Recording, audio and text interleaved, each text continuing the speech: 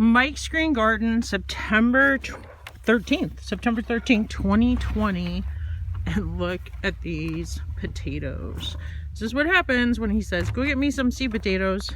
And I was supposed to get 20 pounds, I guess, and came home with 70 pounds. But look at the size of some of these monsters.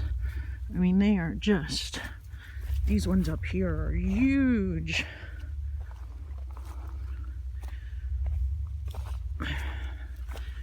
I mean, they are big, purple. Look at the color on those. Look at the size of this one.